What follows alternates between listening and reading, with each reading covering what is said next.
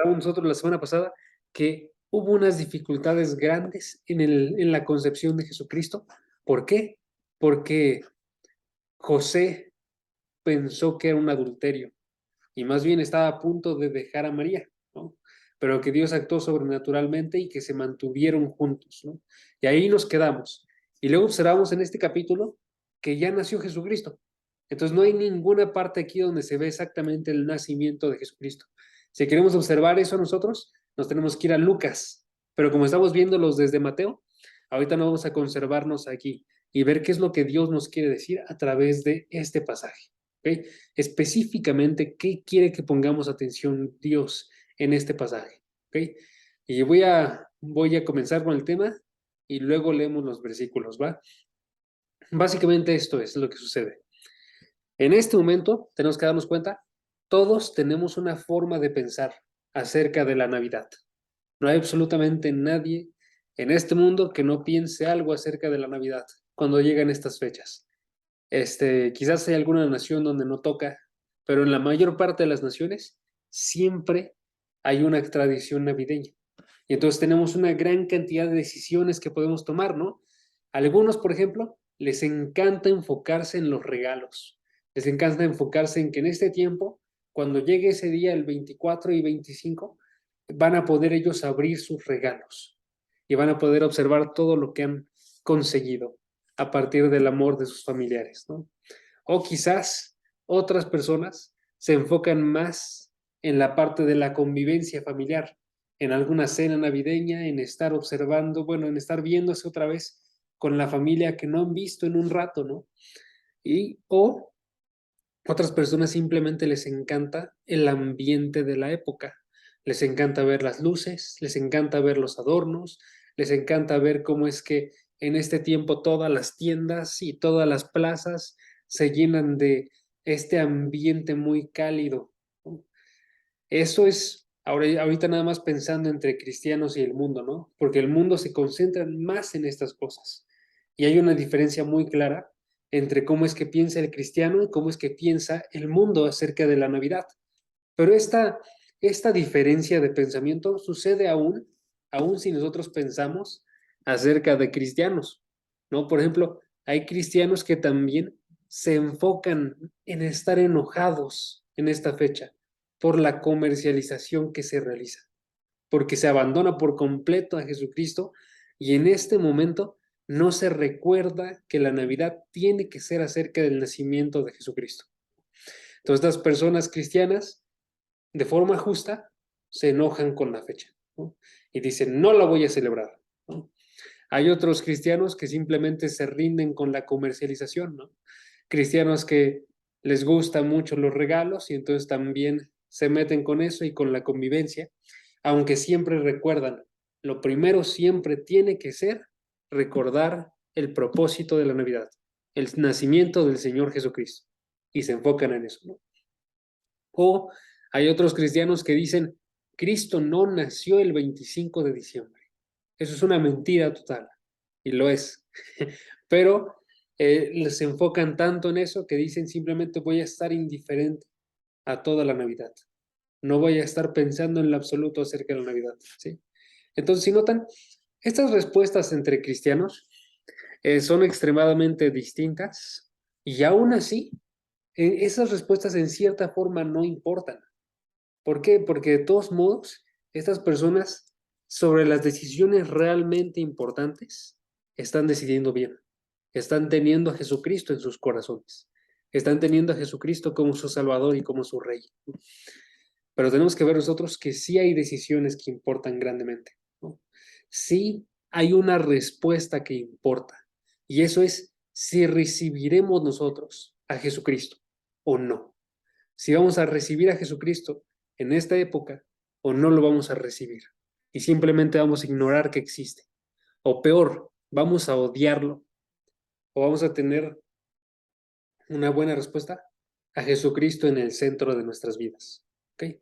Esto es lo que observamos nosotros en Mateo capítulo 2, porque Mateo capítulo 2 está hablándonos de respuestas humanas a Jesucristo, respuestas humanas al nacimiento de Jesucristo. Eso es en lo que se centra el pasaje. Y observamos nosotros ahí, en este pasaje, Mateo 2, versículo 1 al versículo 12, observamos nosotros 4 reacciones distintas al nacimiento del Señor Jesucristo. ¿Sí? Si pueden, vayan a Mateo 2, 1, y voy a empezar a leer. Chequen. Dice el versículo 1. Después de nacer Jesús en Belén de Judea, en tiempos del rey Herodes, unos sabios del oriente llegaron a Jerusalén, preguntando, ¿dónde está el rey de los judíos? ¿Qué ha nacido? Porque vimos su estrella en el oriente y lo hemos venido a adorar. Primera respuesta. ¿Cuál es la respuesta? La respuesta de los sabios de oriente.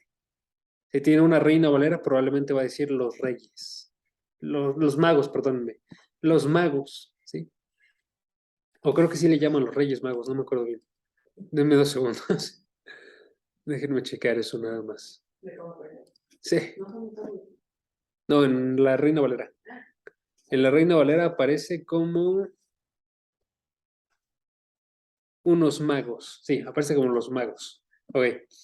Noten. La primera respuesta ahí, ¿cuál es? Tenemos a unas personas que están buscando a Jesucristo y están adorando a Jesucristo. Están buscándolo para adorarle. Es la primera reacción. Ahorita la vamos a ver con detalle, pero mientras estoy leyendo nada más. Segundo versículo. ¿Dónde está el rey de los judíos que ha nacido?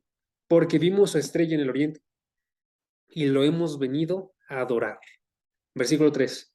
Cuando lo oyó el rey Herodes, se turbó. Ahí tenemos la segunda respuesta.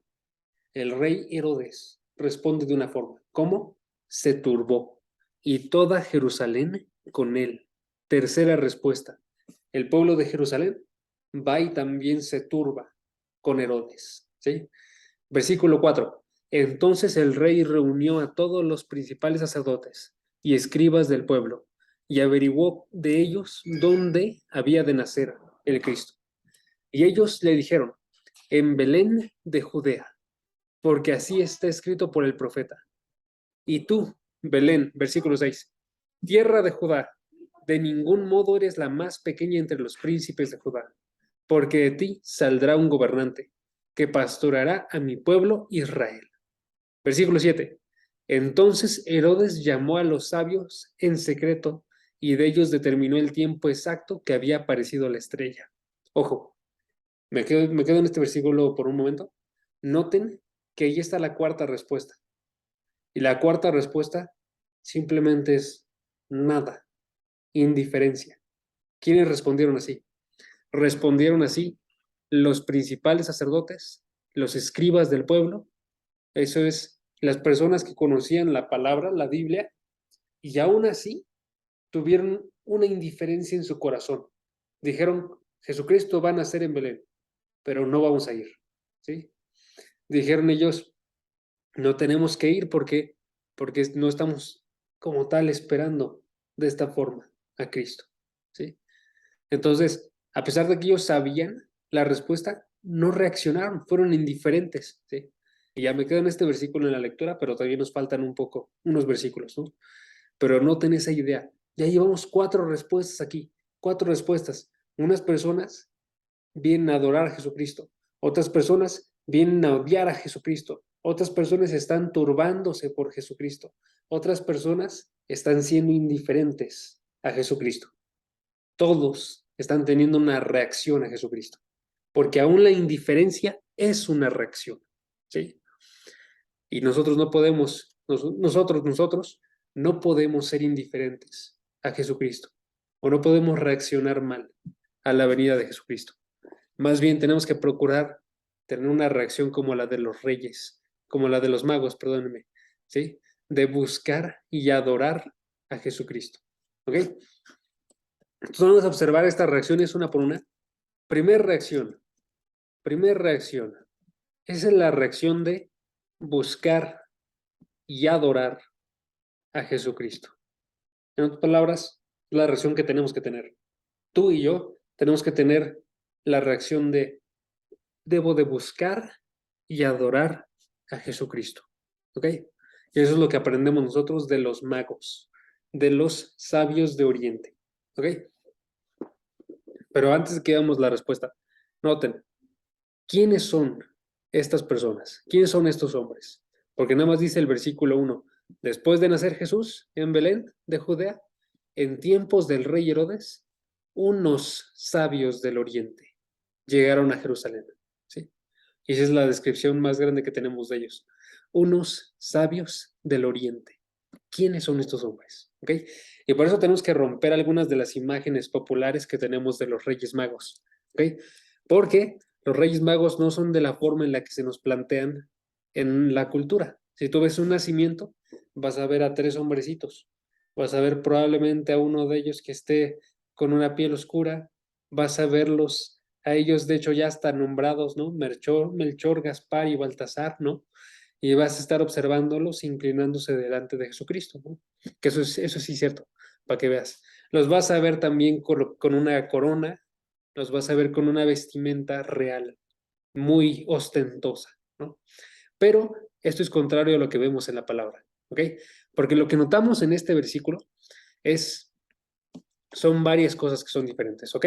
Primeramente, tenemos que ver nosotros que aunque eran tres, que diga, que aunque llevaban tres regalos, ellos no eran tres reyes magos, ¿sí?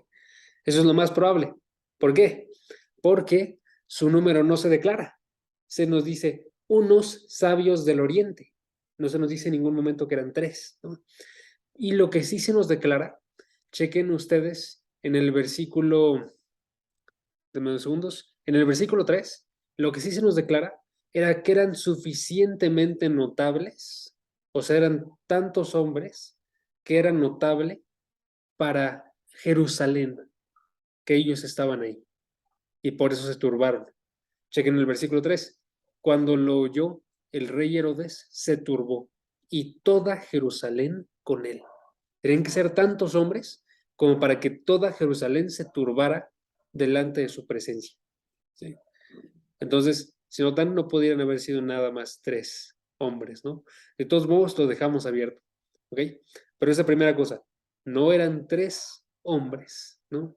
Aparte de eso, también observamos en este relato que ellos no estuvieron en el nacimiento de Jesucristo.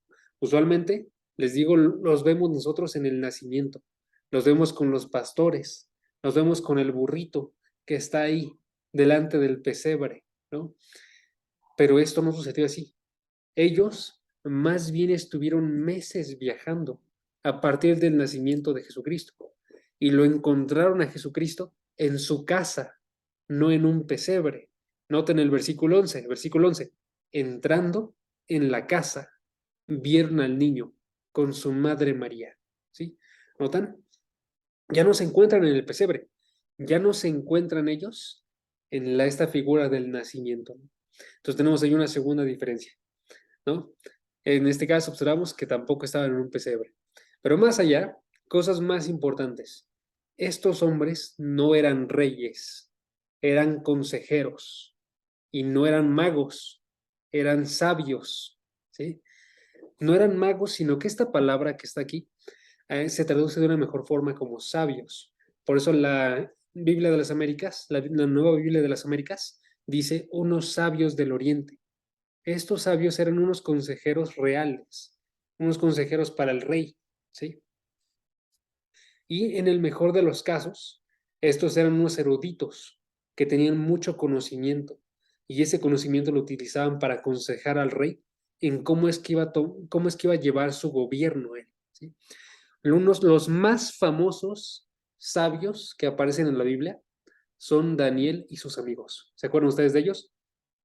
Daniel, y Ananías, Misael y Azarías, gracias. Y Azarías eran sabios como ellos, como los sabios del Oriente.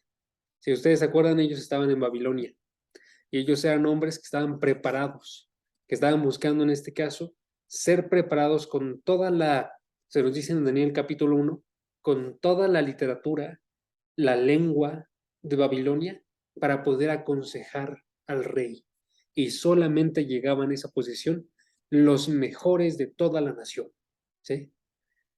También había magos, también había sabios que eran magos. ¿Sí? Si había sabios que eran malos, podríamos decir nosotros. que eran charlatanes, como también lo vemos en Daniel, ¿no? Si ustedes observan también Daniel capítulo 2, se observa cómo es que hay una predicción de un sueño. Se interpreta el sueño del gobernante, Nabucodonosor, pero nadie puede decir absolutamente nada, sino que intentan engañar a Nabucodonosor para que él les diga su sueño y ellos lo interpreten de acuerdo a lo que podría significar, ¿sí? Pero en este caso, estos sabios eran sabios verdaderos. Estos sabios no eran astrólogos, eran astrónomos. Eso es diferente, ¿sí? Yo supongo que ustedes lo saben. Astronomía se encarga de estudiar las estrellas, de estudiar el espacio. La astrología se encarga de una forma más simbólica, más mágica, en estar buscando interpretar estos astros para poder definir qué es lo que viene para la vida de una persona, ¿no? Y estos son muy diferentes. La astrología es prohibida por las escrituras y es burlada por las escrituras, ¿sí? Si ustedes observan, por ejemplo, Isaías capítulo 47, versículo 13 al 15, se nos muestra cómo es que, por ejemplo, ahí no se busca apoyar la astrología, sino más bien se está burlando Isaías de la astrología, ¿no? En Isaías 47, versículo 13, dice, te has fatigado en tus muchos consejos, comparezcan ahora y te defiendan los contempladores de los cielos. Esos son los astrólogos aquí, ¿sí?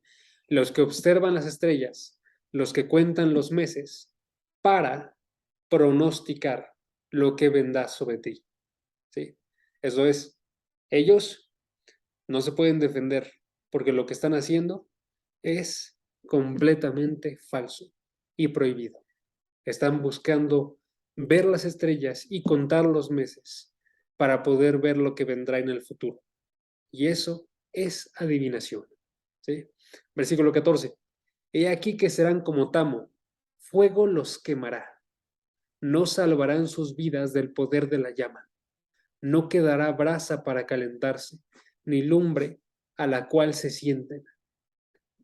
Quedémonos ahí, pero noten, están siendo condenados. ¿Por qué? Por su forma de obrar, ¿ok? Pero estos sabios de Mateo capítulo 2, los reyes magos, estos sabios no están siendo condenados, sino más bien lo que sucede en este pasaje es que Dios decidió hablarles a ellos a través de la astronomía para que ellos se acercaran y buscaran al rey de los judíos, ¿sí? Acerca de esto, por ejemplo, un comentarista dice, quizás ellos conocían a Daniel, o sea, hace muchos años que vivió, ¿no? Pero conocían qué es lo que él había escrito, porque Daniel vivió en el Oriente. Daniel probablemente se encontraron con sus documentos donde venían las descripciones de este rey que iban a ser. Y lo que vieron en el cielo fue el anuncio de que ya estaba sucediendo, ¿sí? Lo que vieron en el cielo fue entonces esto que les permitió a ellos acercarse a buscar a Dios, ¿ok? ¿Cuál es el punto de todo esto? El punto es que Dios revierte las expectativas y les habla a gente inesperada.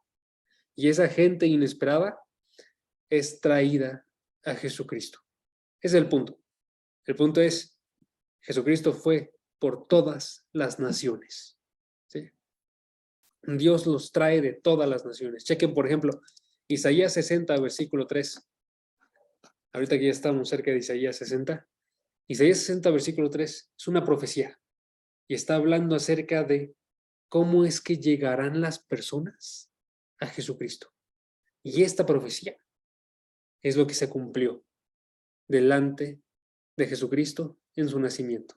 Dice, versículo 3, y andarán las naciones a tu luz. Eso es, vendrán las naciones a tu luz, ¿sí? Y los reyes al resplandor de tu nacimiento, ¿sí? Entonces, llegaron a Jesucristo estas personas. Y eso es algo bien, bien importante. Cristo va por todas las naciones. ¿Ok? Y esto se ve de forma constante en toda la Escritura.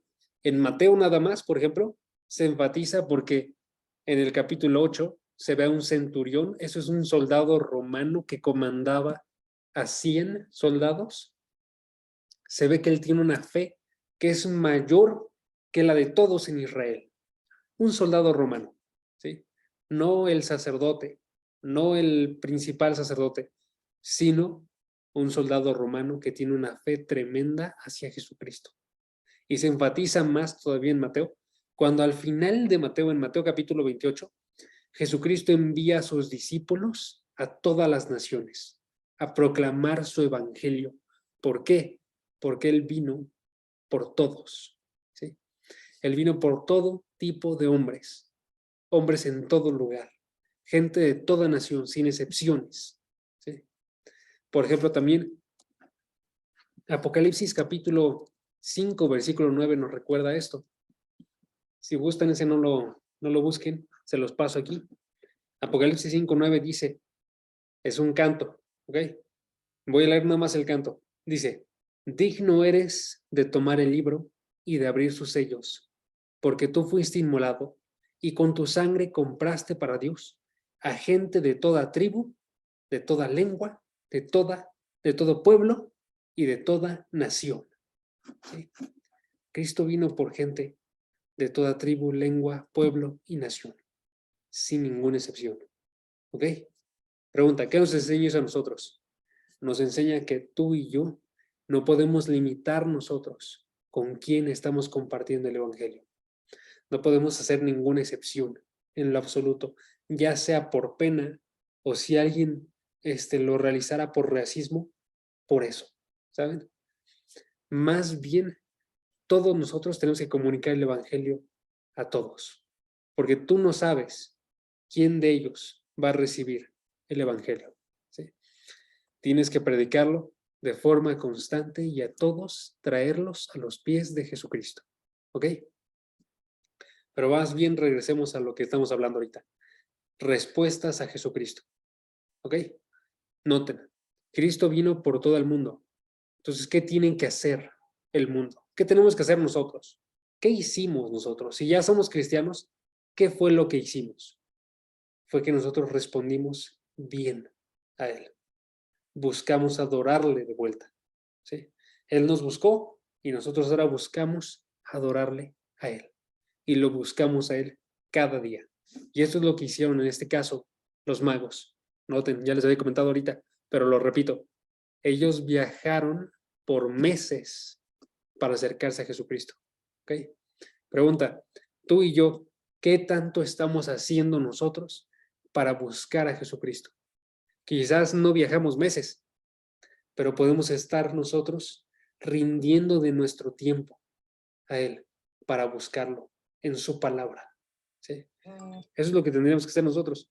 Si ellos están dispuestos a viajar por meses, nosotros podemos estar dispuestos a sentarnos en nuestra sala, sentarnos en nuestro cuarto, a estar leyendo la palabra de forma constante todos los días, ¿sí?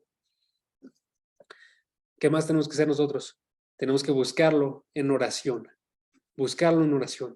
porque lo vamos a encontrar nosotros cada vez que nos colocamos de rodillas delante de Él y estamos haciendo un llamado hacia el cielo, porque en ese momento se abren las puertas del cielo y se nos está permitiendo una entrada delante del trono de Dios, ¿sí?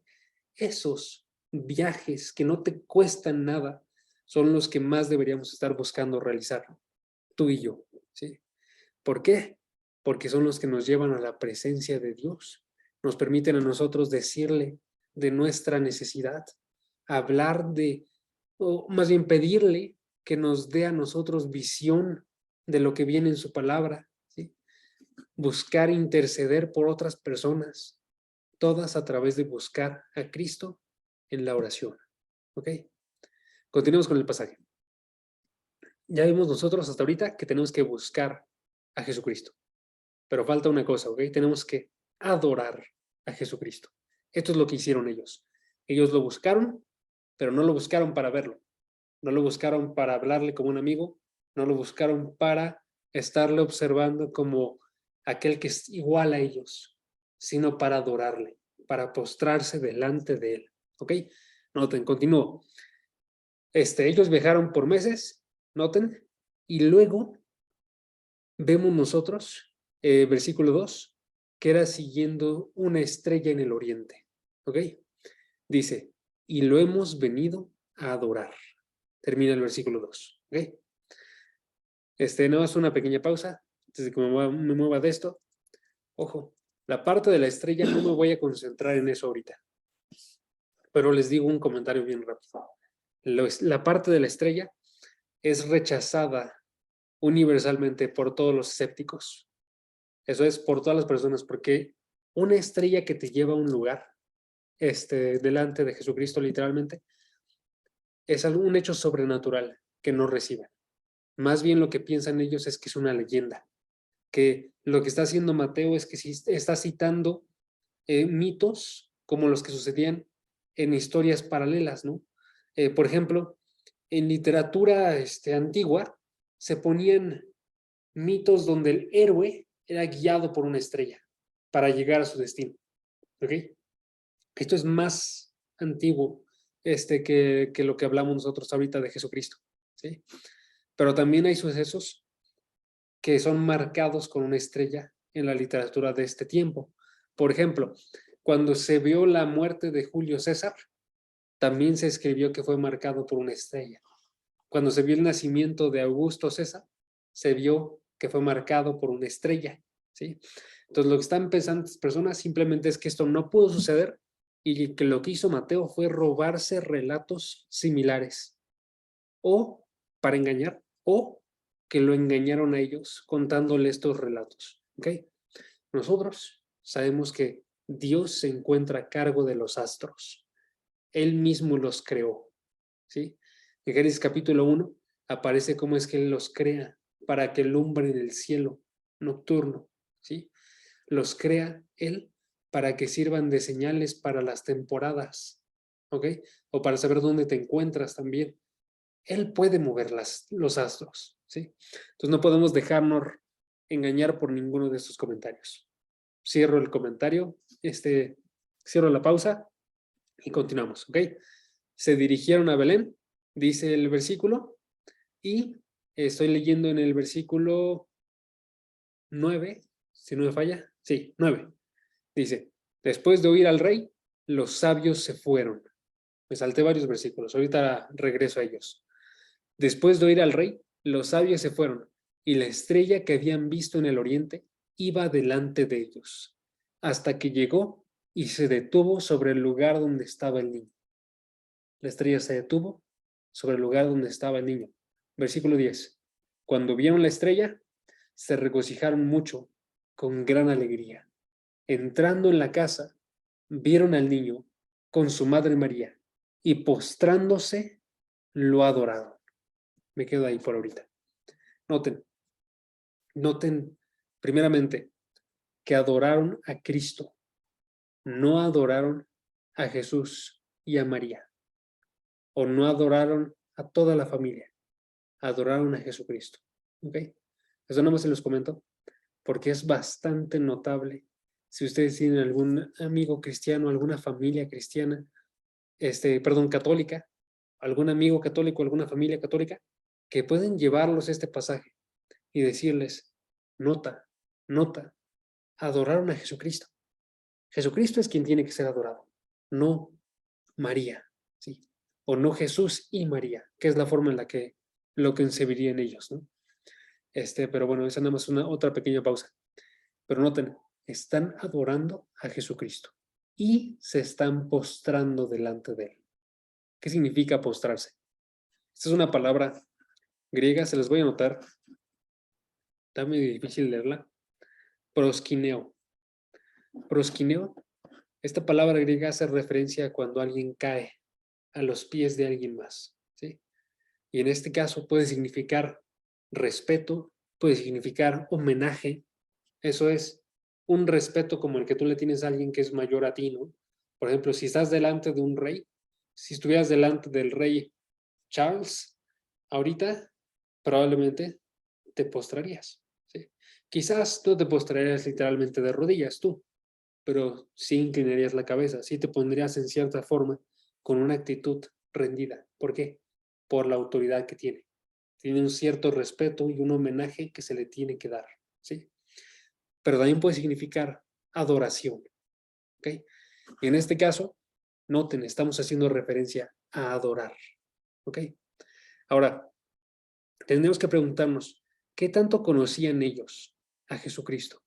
¿O por qué le estaban adorando? En otras palabras, porque tenemos que ver nosotros, hay muchas condiciones de corazón que pueden haber sin que haya hacia Jesucristo, donde tú te postras, pero no hay una adoración verdadera de parte del corazón, ¿sí? Y esto es una realidad bíblica que se ve de forma constante también en los evangelios. Si ustedes observan los evangelios, van a ver que una cantidad enorme de personas se postraron delante de Jesucristo, ¿ok? Ojo, y no todas ellas estaban adorando a Jesucristo. Muchas se estaban postrando, no todas estaban adorando a Jesucristo, ¿sí? Por ejemplo, lo más notable que podemos ver nosotros es que demonios se postraron delante de Jesucristo. Ellos no lo adoraron en lo absoluto, ¿sí? Les doy las citas porque ya nos va a dar tiempo de verlas, pero por ejemplo, en Marcos capítulo 3, versículo 11, aparece uno de estos casos, usando la misma palabra, lo leo yo. Siempre que los espíritus inmundos veían a Jesús, caían delante de él y gritaban, tú eres el Hijo de Dios. ¿Sabían quién era Cristo?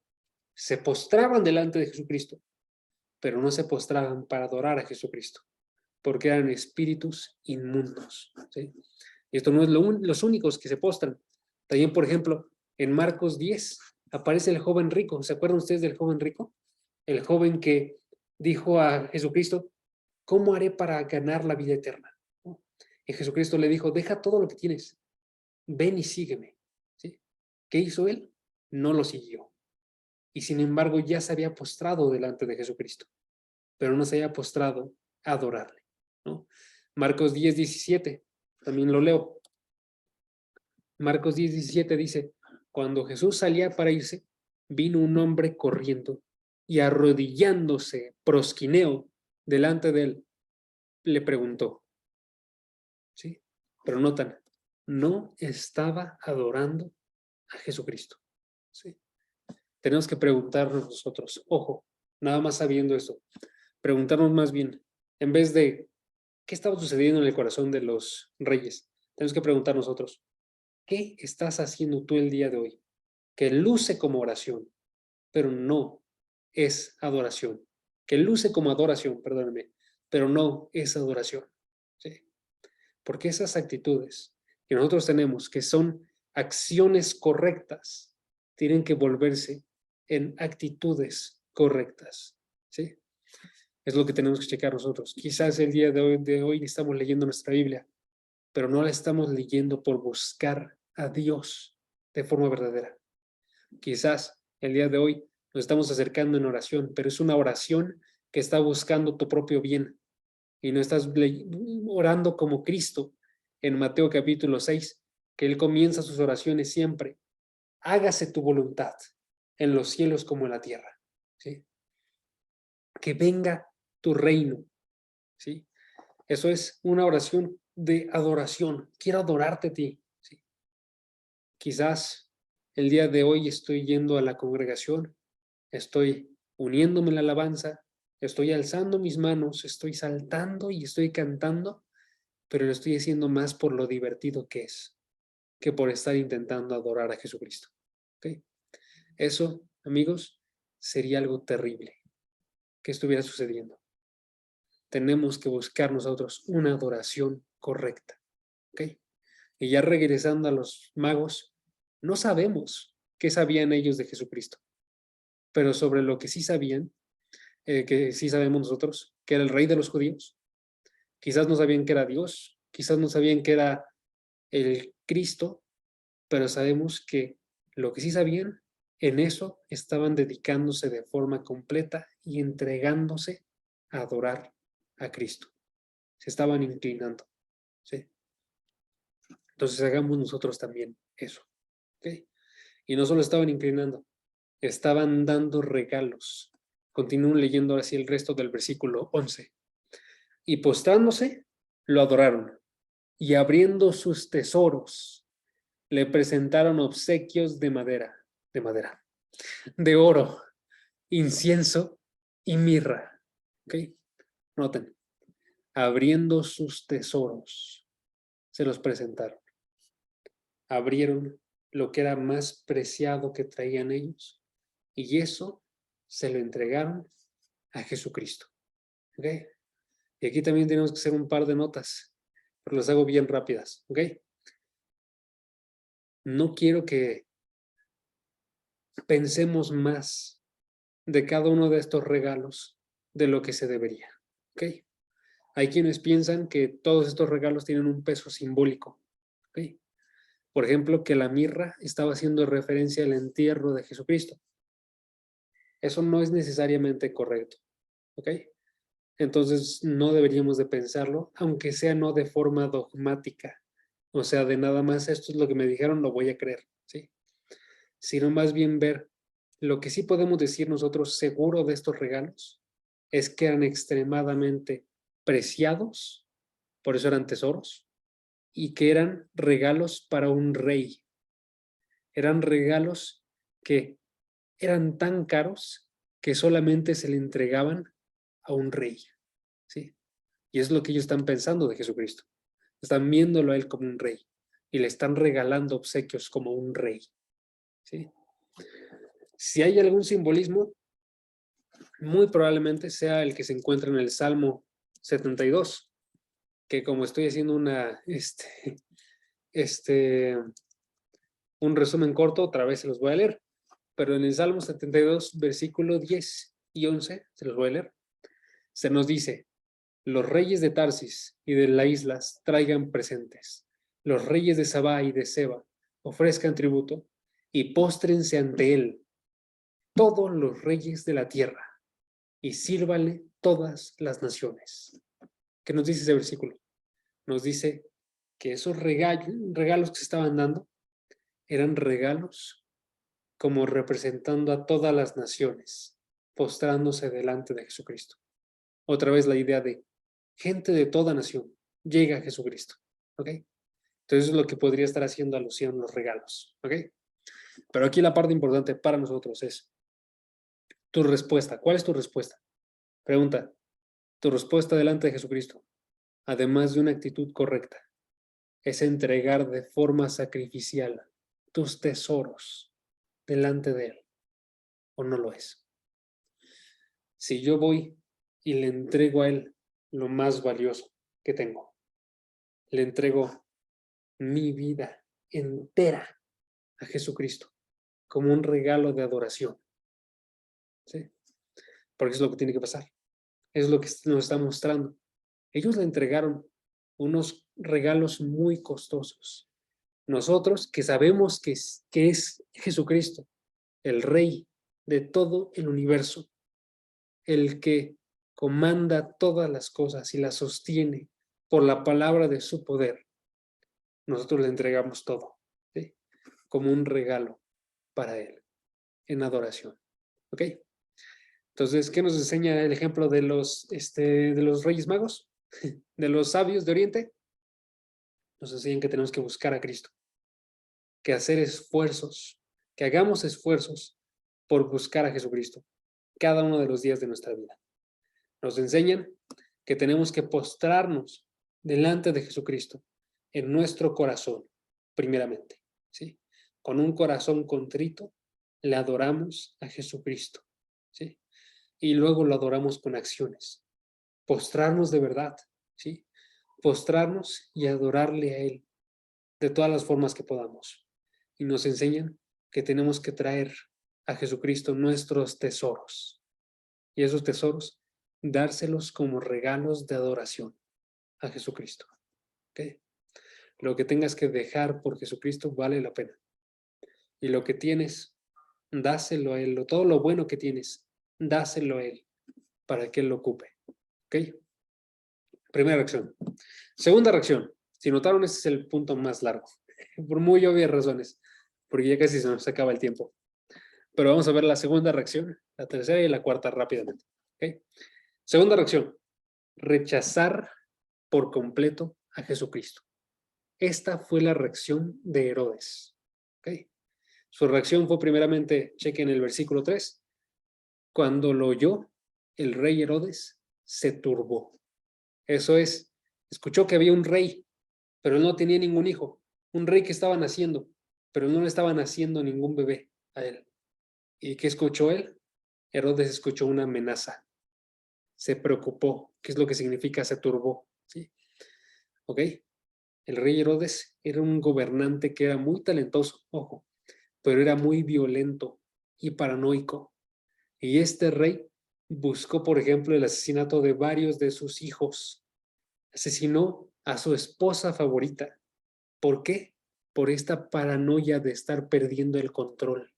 ¿Ok?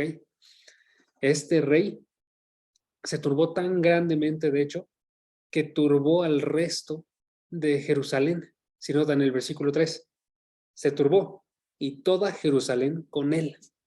Jerusalén se preocupó. ¿Ok? ¿Por qué? Porque Herodes podía actuar de una forma desmedida aquí. Y lo hizo, de hecho. Si ustedes leen el siguiente pasaje del versículo 13 en adelante, lo que sabemos nosotros es que Herodes mandó asesinar a niños por pensar que alguno de ellos podría ser una competencia para el trono. ¿Ok?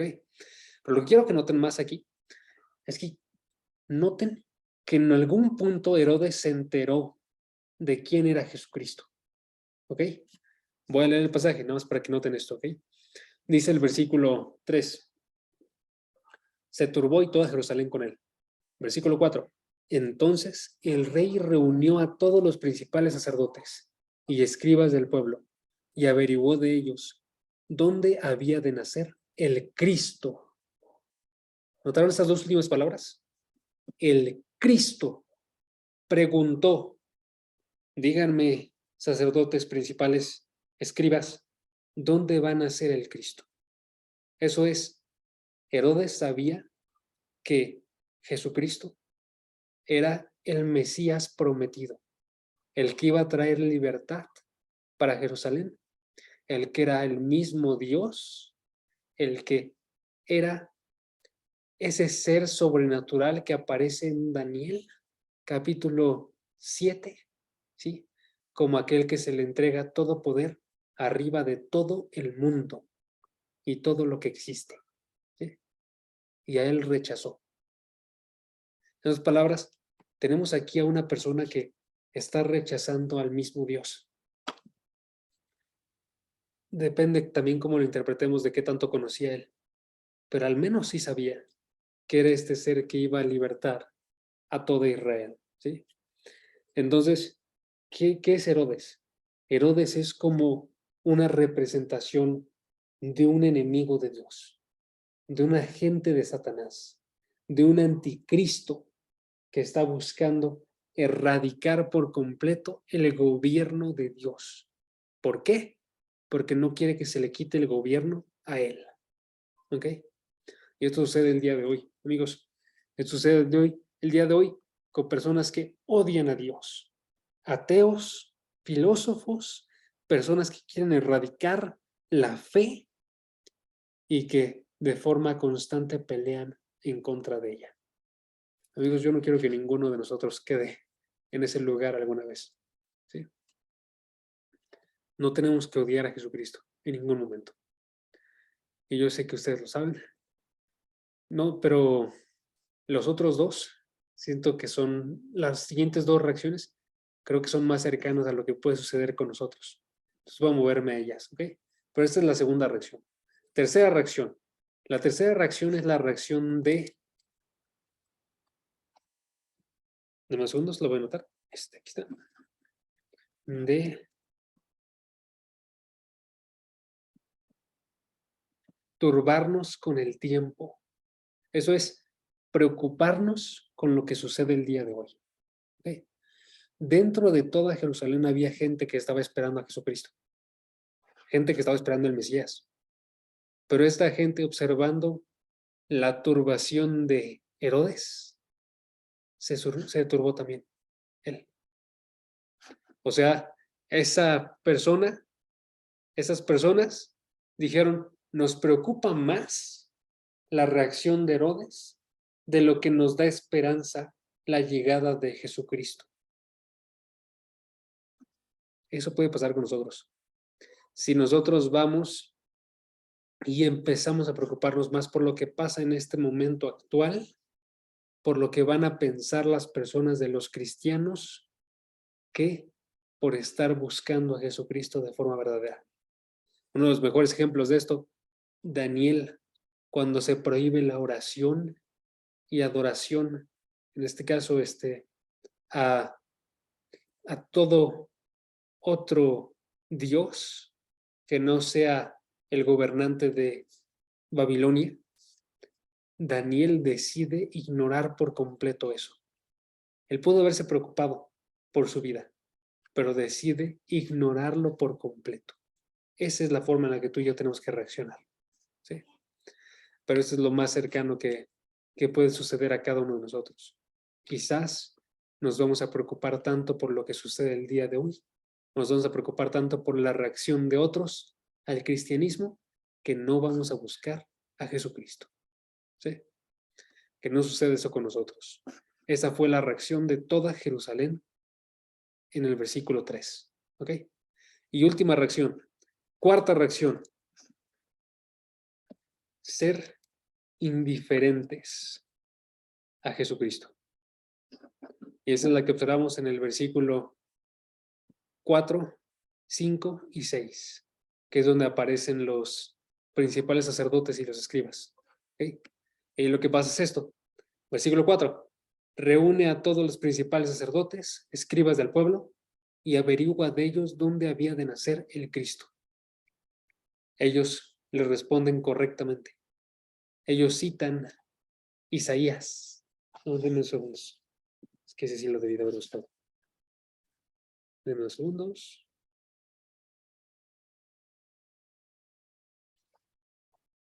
Que creo que era más bien Malaquías. Denme 2 segundos.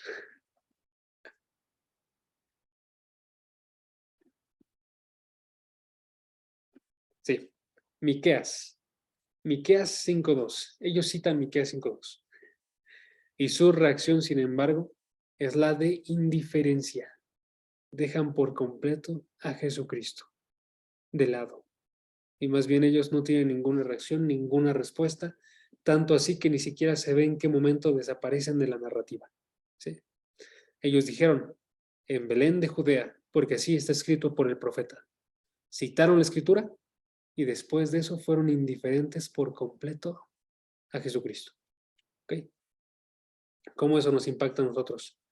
Amigos, podemos conocer quién es Jesucristo, podemos saber cosas acerca de Jesucristo, como por ejemplo dónde iban a ser, ¿sí?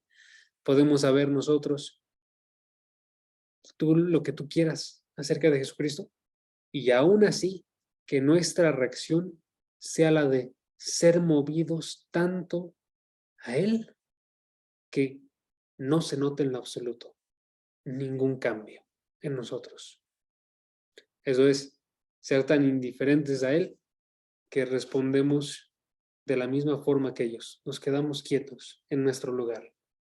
Nos quedamos donde estamos. Y entonces tenemos a cristianos que llevan años en la congregación, que llevan años con una Biblia a sus lados, y esa Biblia se está empolvando y ellos no están creciendo. Y les dice, por ejemplo, en Hebreos capítulo 5, esos son otros cristianos, pero se les dice a este tipo de cristianos que no crecen y permanecen en el mismo lugar, les dice, en este caso Dios, les dice, ya debiendo ser maestros. Un segundo, no les dije el versículo. Versículo 12 al versículo 14. Pero otra vez yo se lo leo porque ya me pasé de tiempo.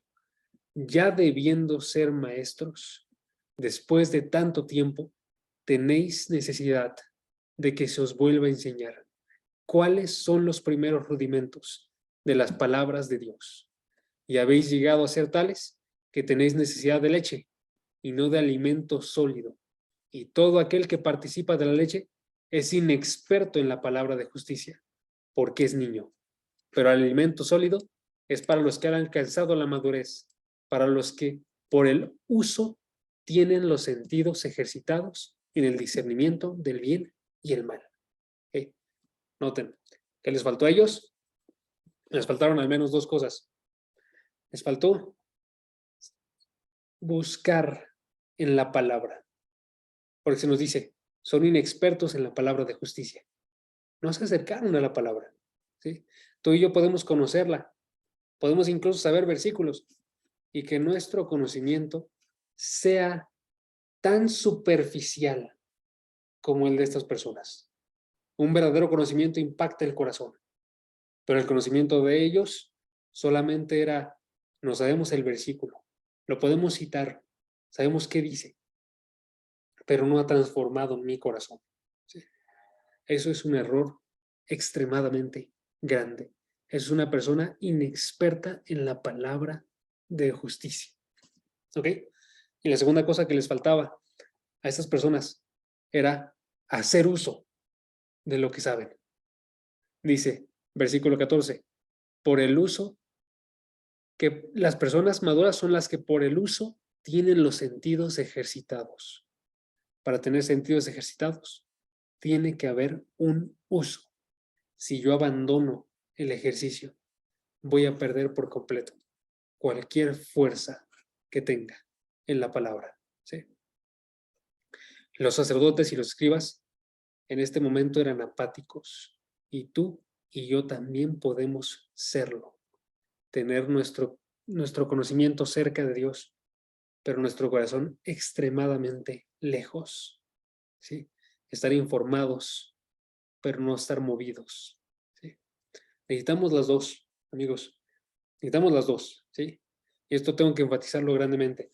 Necesitamos saber nosotros acerca de Dios, acerca de Jesucristo, un conocimiento verdadero. Y también necesitamos un corazón movido a estar regocijándose, teniendo un gozo verdadero en Dios. ¿Sí? Los magos sí lo tenían. Los magos sí querían adorar. Pero nosotros, ¿qué diga? Pero los otros no tenían ese corazón movido hacia Jesucristo. ¿Ok? Entonces, amigos, estamos viendo nosotros 4 reacciones a el nacimiento de Jesucristo. Ahorita ya es el final, pero es Mateo capítulo 2, versículo 1 al 12. Y observamos 4 reacciones, las voy a decir brevemente nada más. Son las reacciones de los reyes magos o los sabios de Oriente, que fue buscar y adorar a Jesucristo. ¿Ok? Y la reacción de Herodes, que fue rechazar por completo a Jesucristo.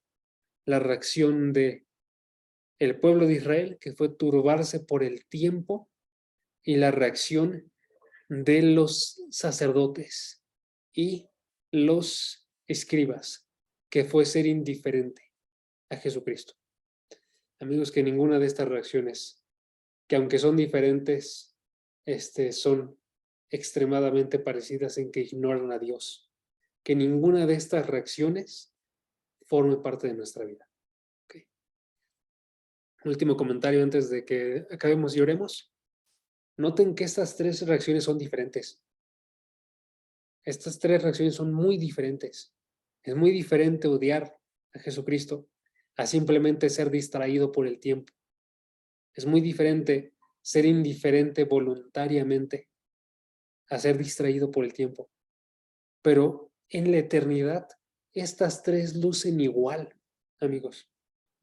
Estas 3 son una reacción incorrecta a Cristo. Solo una reacción es correcta. La reacción de buscarle y adorarle. ¿Ok? Tengamos esta reacción. Vamos a orar. Padre, Gracias porque en este día tú nos hablas, Padre. Gracias porque se conectaron estas dos personas para escuchar de tu palabra.